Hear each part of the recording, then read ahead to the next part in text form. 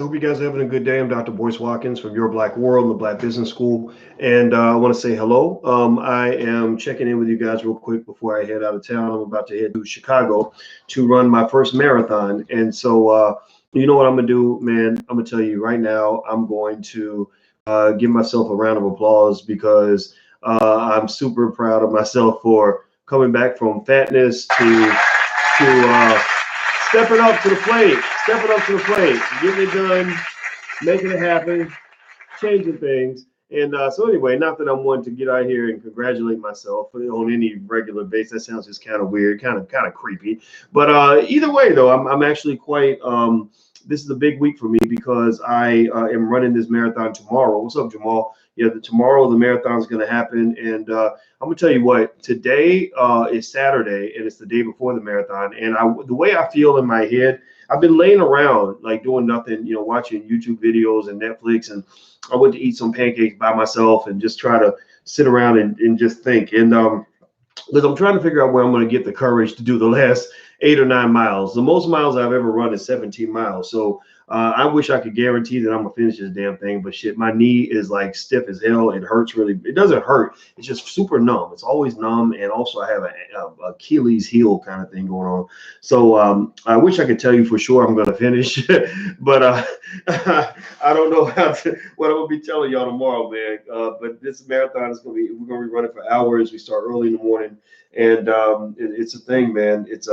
And I'm proud, but I'm proud of it though, because if you look at some of the old pictures, if you look at me say 5 years ago, I was much bigger. I didn't even realize how big I was. I had a big face and big stomach and all this other stuff. And I've run literally, I think each week we run probably 40 miles a week, something like that. And it makes a big difference, So and I started with just baby steps and doing walking, you know what I mean? Like it's not like I became some Olympic athlete. So I share this part of my journey because I want to encourage you to take those steps to break cycles in your family. I think in our families, we all, I don't know about y'all. How many of y'all got families where every stereotypical Black health issue arises at least once every 5 years? Like, how many of y'all got families where it seems like everybody got diabetes, everybody's obese, everybody's about one cheeseburger away from a heart attack?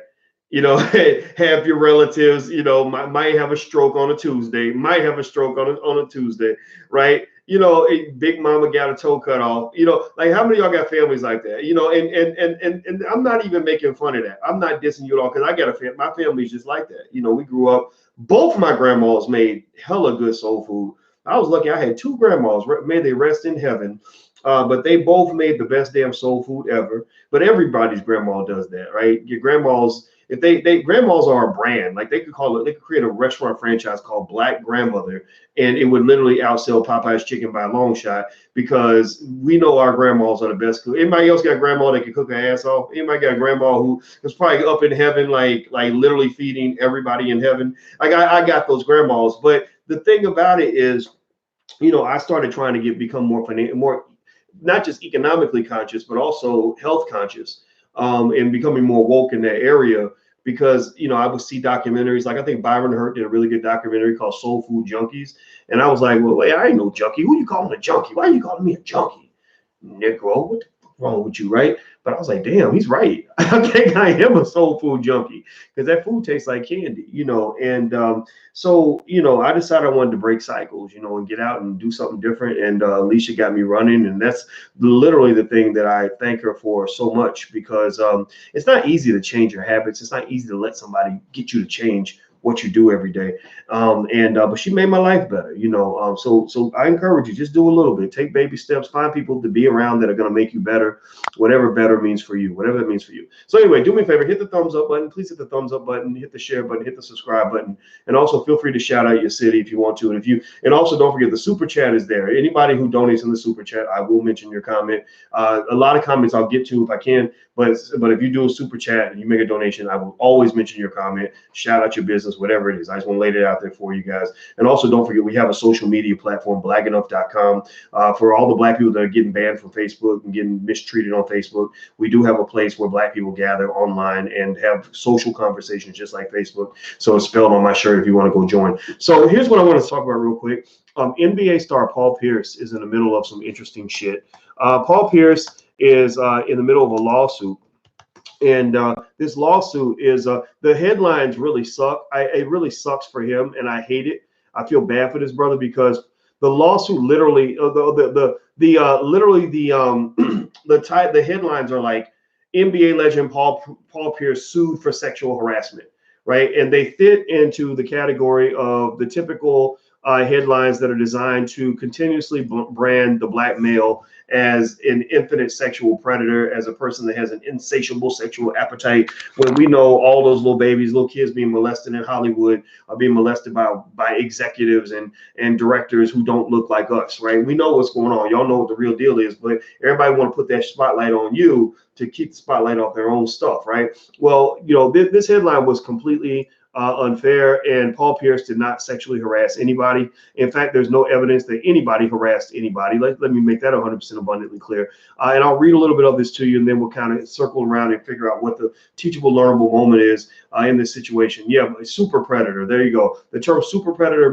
Y'all remember anybody? Yes or no? Anybody remember when Hillary Clinton called black people super predators, or when she was talking about the super predator?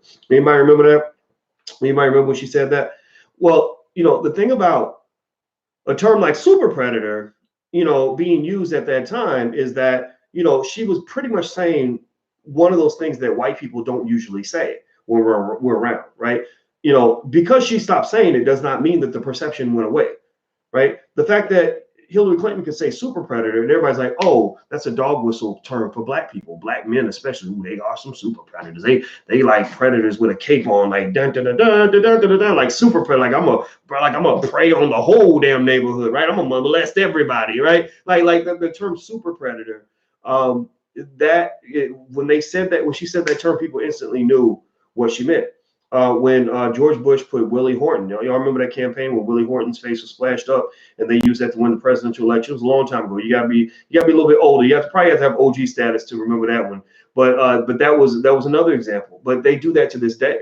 They typically do that with professional athletes because the image of the athlete in the mind of Americans is pretty much one that says, here's this big buck Negro, and I admire him when he's helping me because I fear him, but I admire him. I fear him, but I admire him. Kind of like my pet lion. My pet lion, I'm so glad he's on my team, but if he wasn't on my team, I'd be scared to death, right? So ultimately, the black male is the pet lion. He is the pet, the big pet bulldog, right, for these NBA teams, the NFL teams. And so Paul Pierce, is just one of many African American males. Cuba Gooding Jr. was the Negro of the week. Last week we had Cuba Gooding Jr. up because he allegedly touched a white woman's boob, which apparently touching a white woman's boob is worse than murdering 18 children. Like, you touch a boob, that means you might as well have like shot 50 people in broad daylight and been a mass shooter, right? Not to say that touching boobs is okay. I'm not saying it's okay, but there should be degrees to this thing, right? But apparently, that if you touch a white woman on any level, you become Emmett Till, right? Emmett Till got his face bashed in and thrown in the river because he whistled at a white woman. And then Black Wall Street was burned down because the man was accused of touching a white woman, right? So there's a tradition here. This is not disconnected from the past. What I really laid this out is to help you understand there's a connection. America today was built yesterday. America today was not built in a day. It was not built today. It was built yesterday. Right. So you got to make sure you make that connection. So in this lawsuit, apparently there's a woman who's suing Paul Pierce, among others, because she worked with a guy, and she claims that that part of the understanding of this work relationship was, hey, you want to keep your job, you got to hook me up. And y'all know what I'm talking about, right? That's what she's claiming. Now, what is fascinating about these stories is if you read these stories carefully, they almost never ever provide any proof or evidence. They never provide any proof. There's nothing that's laid out with any sort of factual certainty whatsoever. But what is certain, what actually can be proven, is that Paul Pierce has taken a reputational hit from these headlines, right? So while the facts may not be proven, while the accusations of the case are not proven, the reputational damage is certainly very clear. It's completely unambiguous. It's right there in broad daylight. If it turns out that Paul Pierce did nothing wrong and he escapes his lawsuit, it won't matter. The damage is done. Once the damage is done, the damage is done. It's like if I stab you in the stomach and I say, oh, my bad, I stabbed the wrong person. Let me pull the knife out. You still sitting there bleeding. So ultimately, this is how these things are done, and this, unfortunately, is, I think, it's going to backfire eventually, where it's going to really make it hard for legitimate victims to accuse anybody of anything, because people are going to think about all these times where unproven allegations were thrown out there as if they were true. So ultimately, I think that with lawsuits like this, I think that there should be a requirement that this cannot be put in a headline. This cannot be put out into the public, because when it's put out into the public, the court of public opinion is going to make a decision. And lawyers know this. Go back, read the New York Times. I've been telling you guys to do this. Go read that New York Times memo from Gloria Allred's daughter. Gloria Allred is like the white female Al Sharpton for Me Too. She's the white female version of Al Sharpton for the feminist movement, where she loves to jack men up by their balls. She only goes after rich men. She broke men. She ain't got time for this. So she ain't really trying to pursue justice, because I'm sure that there's a broke ass man out there who assaulted somebody or did something wrong. She ain't going after the poor men. She goes after the men with the biggest pockets, right? So Paul Pierce, what he's guilty of two things. He's guilty of, because there's no evidence whatsoever, not even an accusation that he did anything wrong. Paul Pierce is guilty of two things. One, being rich, and two, being a black man in America. Those are the two things Paul Pierce is guilty of. He's guilty of being a nigger and being a rich nigger. I'm trying to say nigger instead of nigger, because I don't want to get into using words like that, but y'all know what I'm talking about. Like, he's guilty of being black, and he's guilty of being a rich black man. Those are the two things he's guilty of, because that's what makes you a target. That's what makes the Gloria Allreds and the Lisa Blooms, her daughter, that's what makes them smell blood in the water, because in their mind, they're like, well, then damn, I live in a society where, as a white woman, I can accuse a black man of anything and just plaster his ass up on the cover of New York Times, and they'll pay me money just to make the case go away. So I'm going to shoot my shot. Because maybe I won't get anything, but I might as well shoot my shot, because I might get a chance to get paid off of this, right? And so ultimately, and here's the fascinating thing, in a lot of these suits, when they claim and allege a crime has been committed, they don't go to the police. They don't try to go get justice. They don't show any hospital reports of something where you had to go to the hospital right after the incident. They don't have any recorded 911 calls. They don't have any of these things. They they go straight for the money. They're like, well, just give me $5 million and we'll be good. I'll stop talking about you in public if you give me $5 million. Well, that's extortion. That's extortion. Yes or no? Yes or no? Do you guys even understand where I'm coming from? Are we even speaking on the same planet, speaking the same language? Are you getting what I'm saying? Are you getting what I'm saying when I say that that no one can ever say that this is anti-victim, or that anybody's advocating for assault, predatory behavior, or harassment? Nobody. If there's proof of that, you guys have seen me. When I've seen proof, I say, no, I'm not supporting you, because there's proof that you did something wrong to somebody. What I'm saying is that we got to be anti-bullshit. Like, seriously, so in this whole situation, I'm just looking at this. I'm looking at a black man, Paul Pierce, who, from what I understand, has lived a regular life. He's as normal as every white woman in America. Right? He's not a white woman, but he's lived a pretty normal life. I don't recall him getting involved in too many crazy situations. I think they tried to say that he was connected to the Crips or something in LA or something like that. But that don't mean he was banging. That just meant he might have some homies that are. If that makes you guilty, then go ahead and prosecute me, because I got friends that have been in situations before and parts of gangs and all that. But that don't make me a banger. That don't make me a bad person. Even if I wasn't a gang, that still doesn't make me a bad person. So I think that we got to get away from all of that, right? So I haven't seen anything Paul Pierce has done that tells me that he's done anything other than have a remarkable NBA career, manage his money, build up a business, and do an excellent job as an analyst on television. Every time I see Paul, I'm like, oh, there's Paul Pierce. Okay, what does he got to say, right?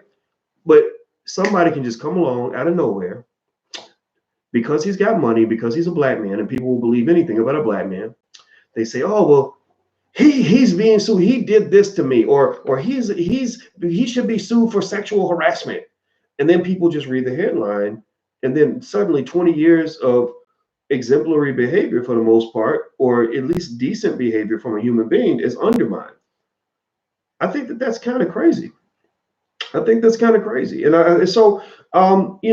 particular situation, I will say that I think the rule, at least the rule for me, is that when I'm reading these stories, You know what I look for?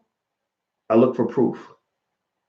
If you have no proof, then you have no story. If you have no proof, then you have nothing, because you are making very serious accusations against another person. You are destroying their reputation. You are humiliating their family. Their children will now be bullied because of you. They're going to go through all kinds of hell. You're going to ruin them financially. You're going to ruin everything they've worked for their entire life. You might even get them sent to jail, and you have no proof. Before I ever accuse anybody of a serious crime or a serious offense, I'm going to have proof. If I have no proof, then I gotta just wait until I get some, or remember to document things in the future. Now, do me a favor, hit the thumbs up button, hit the share button, hit the subscribe button. I keep looking because I think Alicia's about ready for me to go. But I'm going to read something to you guys real quick that hopefully will help you as you move forward so you can protect yourself in this crazy environment. Please hit the thumbs up button, hit the notification bell so you'll be notified when we go live. Also, don't forget, join us at blagenough.com. That's our social media platform. And we'll be doing an investment seminar in New York City on October 27th.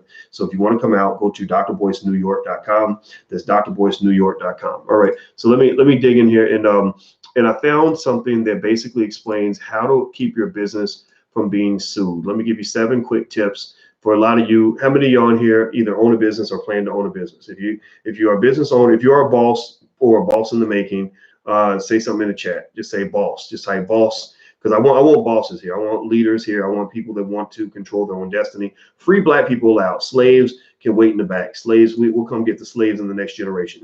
If you're a boss, write boss in the chat. You can write boss, you can write free Black man, whatever, free Black woman, whatever you want to write. I want bosses here. So if you're going to be a boss, here are a few things you can do to protect yourself. Number 1, incorporate your business. LLC protection is a great way to protect your business so they can't sue you personally, or it's very difficult to break through what they call the corporate veil. Number 2, get insurance. I go through theblackinsurancernetwork.com. That's theblackinsurancernetwork.com. There's a nice lady named Yolanda. If you talk to her, tell her I sent you. She'll take good care of you. She'll hook you up.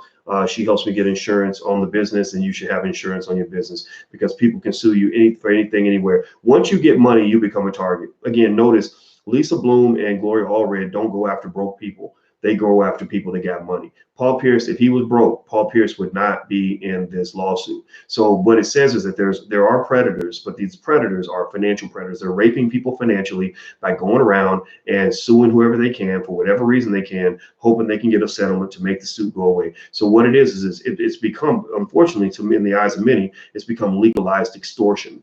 Either pay me or I'm gonna blast you. And so that's the reality. That's what it is. Next. Draft legal contracts when needed. Contracts protect you. Contracts are what we call the well, actually, optimal contracting is a financial term that we learned in graduate school related to a concept called moral hazard. Moral hazard is basically where when you let somebody get close to you, you're giving them a lot of power and the ability to hurt you. So if you set contracts up in advance before you start doing business, before you hire them, all that stuff, then you can have some clarity in case the situation goes to court. A lot of us aren't perfect. I've made mistakes when it comes to contracting. Sometimes people violate contracts. In fact, there was a person that I hired and I gave a lot of money to, who, decided that because she was mad I wouldn't give her money or whatever, she decided to go blast on the internet and just say these terrible things that weren't true. And the hard part was that we did have a contract. We had a non-disclosure agreement, all kinds of stuff. But sometimes people decide they want to violate contracts, and then you have to decide if you want to move out and sue. The only reason I didn't sue is because I felt sorry for the lady. But at the end of the day, like, if you have a contract, you can go to a lawyer and you can sue them and wipe them out in the event that they decide they want to say something about you that isn't true, or they want to decide to harm your reputation. Because anybody who can talk can go and just say anything. And the thing about being a Black man that makes it difficult is that when it comes to Black men, people will believe anything. People will believe anything that somebody says about you. They could say you raped 14 little puppies and you shot a dog on your way out the door, and people will be like, oh yeah, well, he's a Black man. Black men are capable of anything. So my position is, I would look for people that are discerning, that look for proof of things, right? So ultimately, what I had to get used to be honest with you, to become, to get into the public eye, was I had to get used to the fact that when you become public, People will build their name by using your name. People will build their name by saying your name. And they will sometimes say things that aren't true. They will say things that are just unfair. They will say things that are malicious. And you have to live with it. Sometimes you just got to be like, well, fuck it. You know what? If people gonna believe what they're gonna believe, and I'm just gonna keep doing what I do. In fact, one of the reasons I talk to you guys on a regular basis is because what I'm looking for are people who are like, I wonder if Boyce really is a son of a bitch. And then you can come and you can ask me, Boyce, are you a son of a bitch? You can look me in my eye, you can hear my voice, I can talk to you, and then you can decide, like, well, I listen to him. Boyce is a son of a bitch. Or you might say, you know what? I don't believe that. Or maybe Boyce is a son of a bitch, but he helped me, right? And that's pretty much how I process all of that, because I will tell you the truth. It is difficult being a black man in the public eye. Go out and look for any black man in the public eye, particularly those who've said radical things from Farrakhan on down. And you tell me any one of those black men who hasn't been smeared by somebody, attacked by somebody. Usually it's white supremacists, but sometimes it's even other black people who just, for whatever reason, because black people, there's nobody that for some black people, there's nobody they hate more than another black person, right? We hate white supremacy, but we actually hate other black people more than we hate white supremacy sometimes. And it's just something that you just deal with, So anyway, let me keep going. All right, next, let me read through more of this. It's time for us to go, I think. So here's some other tips. Keep accurate records. If you have accurate records, then if somebody says something happened that didn't happen, you have proof that you have evidence and records of things. The difficult thing about a suit like the one Paul Pierce is dealing with is that she has no record. She has no proof. She's claiming these conversations happened, and there's no proof of anything that actually occurred. And so it would seem that this would just be thrown away because there is no evidence. But it's kind of fascinating. Like when it comes to accusations, particularly against black men in general, but also black men in particular, there's no standard of proof. People will literally just believe it because somebody said it. And I think that's quite fascinating. Wouldn't you just love to live in a world where you could just find people you hate and just say terrible things about them, and then somebody will pay you money because you said it? It's kind of fascinating. Next, write and implement company policies and procedures. I think that's really important. If you have policies and procedures, you create clarity in advance so that you can point to a procedure and say, here's the rule you violated. That's why I'm going to fire you. That's another thing too. When you become powerful and you get money and things like that, when you bring people in, sometimes you got to cut people off. And sometimes people, when they get cut off, they get mad, they get pissed. They're like, oh, I'm going to go and dog you out, or I'm going to go and do this and do that. And, and the reality is that you have to deal with the fact they're going to be mad at you. But at the very least, you want to make sure you take every precaution you can to make sure there was clarity in the beginning. Be ethical, honest, and moral. Like, don't go around lying to people, screwing people over, and just, hurting people for no reason, because eventually that does come back to you. Karma is very, very real. And in business, one thing I have learned is that a lot of people make the mistake of believing that the way people get to the top is by lying and scheming and tricking people and all this other stuff. That's not going to get you to the top. That's going to get you. That's going to get you wiped the hell out. Somebody's going to come along and just come get your ass if you're out here hurting people and lying and being honest and dishonest and unethical. So, try your best to be honest and ethical. And then when you've done that, then you can at least sleep at night, even if somebody's mad or if there's a dispute. Last but not least, provide exceptional customer service. One of the things we do in the Black Business School, I can give you an example of this, is that we invest more money in customer service than anything else.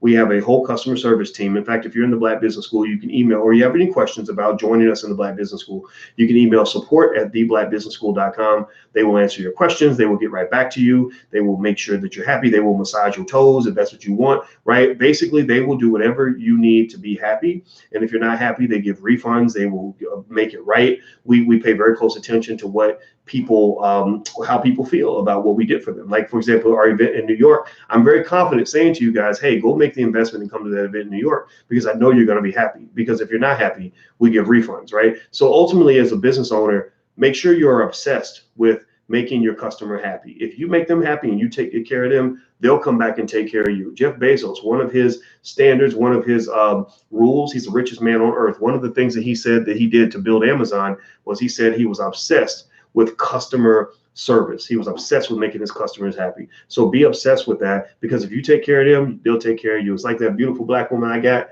Because baby, do I treat you right?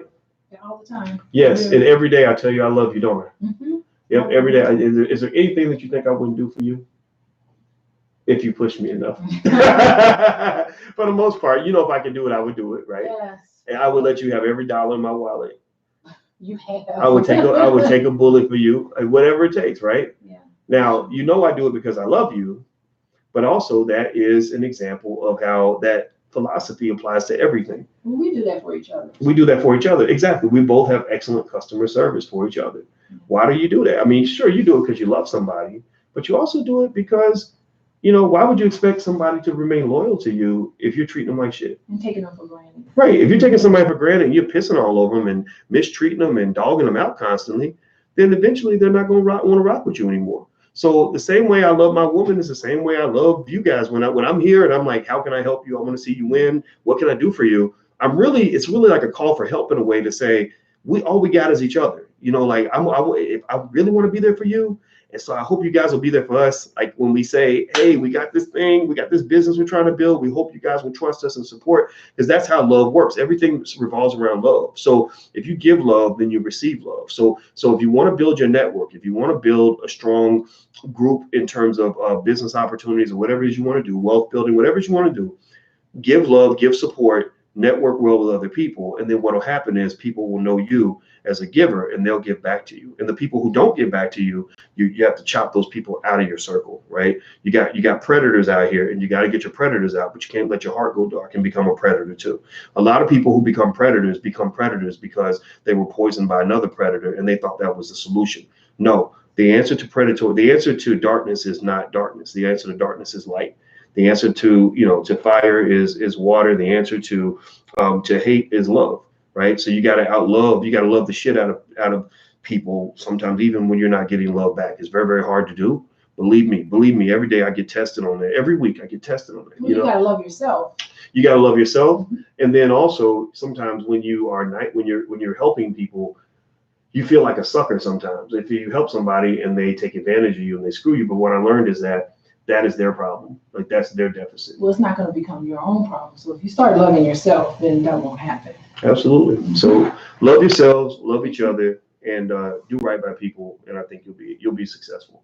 And then invest in yourself too. I think that's really important. All right, guys. So I'm about to get out of here. I wish I could talk more. I see some of your questions in here. Mr. Legacy, I see your question. I got to go. So let me get out of here. We're about to go to this marathon tomorrow morning.